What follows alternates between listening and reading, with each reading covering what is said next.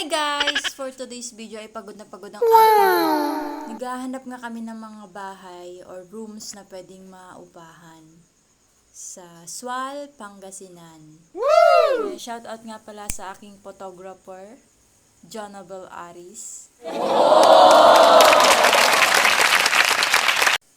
At sa hinaba-haba nga ng paglalakbay namin kung saan saang rooms, apartment na ang natingnan namin. At ito nga yung room na napili namin.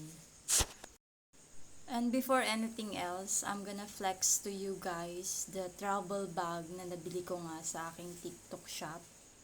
Na babi, bumili ka na ng ating travel bag for only 200 pesos. Yan, unbox natin. Layas na layas. Wow! Nag-order ako ng travel bag for only 217 pesos. Ayan. Color green. Yan. Light green.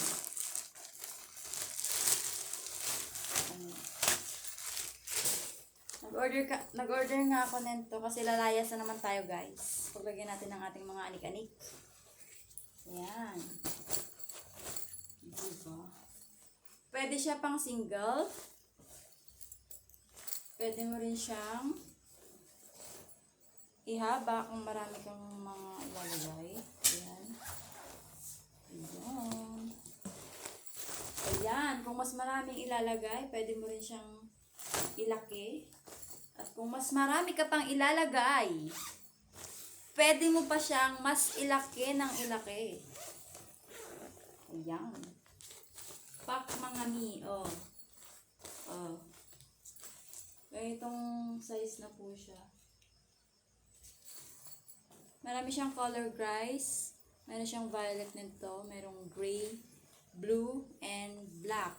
Meron din siyang purple. Yun po yung mga available colors niya. Makikita niyo po siya dito. Ayan. For only 217 pesos. Makakabili ka na nitong travel bag. Travel bag. Travel bag. Okay, bye.